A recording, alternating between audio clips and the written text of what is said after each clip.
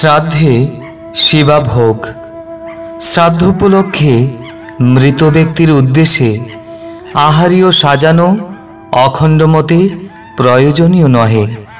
জীবিতাবস্থায় মৃত ব্যক্তি যাহা যাহা ভালোবাসিতেন তাহা সাজাইয়া গাভীকে, শিবাকে বা বিহঙ্গমাদিকে উৎসর্গ করিবার রীতি কোথাও কোথাও আছে।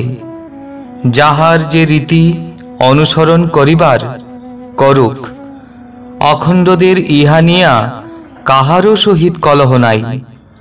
অখণ্ড মতে ইহা আবশ্যক নহে।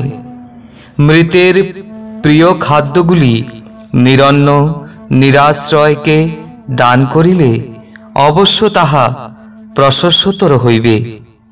মৃত ব্যক্তি জীবৎকালে হয়তো নিতান্ত অখাদ্য বা অমেধ্য বস্তু খাইতে পছন্দ করিতেন। শ্রাদ্ধ উপলক্ষে তাহা উৎসর্গ করিতে বোধ হয় নীতিজ্ঞ ব্যক্তিরা কুণ্ঠিত হইবেন। একজন মদ্যপায়ীর মৃত্যু হইলে শ্রাদ্ধীয় ভোজ্য পানীয়ের মধ্যে মদিরা রাখা সঙ্গত হইবে কি? শ্রাদ্ধ একটা সাত্ত্বিক অনুষ্ঠান, যাহার সদ্য সুফল শোক ভার বিলুপ্তি। এ কার্যে সাত্ত্বিকতা সর্বাংশে রক্ষিত হওয়াই উত্তম।